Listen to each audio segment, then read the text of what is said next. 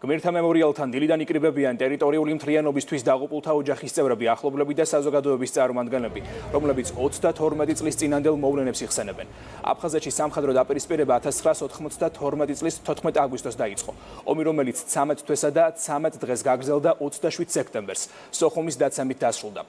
საბრძოლო მოქმედებების მთელი პერიოდის განმავლობაში სეპარატისტებს დახმარებას უწევდა რუსული სამხედრო ავიაცია, ინსტრუქტორები და სპეცრაზმის ცალკეული ქვედანაყოფები. დაუზუსტებელი მონაცემებით აიღუპა 10,000-ზე მეტი ქართველი ჯარისკაცი და მშვიდობიანი მოქალაქე. 300,000 ადამიანი კი დევნილად იქცა. დღევანდელი დღე იგივეა, პირველი დღე რო იყო ისეთია. შენობას მოუკიდეს და შარტავა და გაბისკირიასთან დამიხვიდეს ზაზანაგარეში. საქართველოს გმირი ბიჭია, გასწირა თავი, სოხუმს არ დავტოვებ. ჩემი მამუკა ბეინაშვილი, თბილისიდან ვარ ჩვენ. მაგრამ რო გაიგო რომ თავისი ნაწილი მიდიოდა გამიპარა სახლიდან.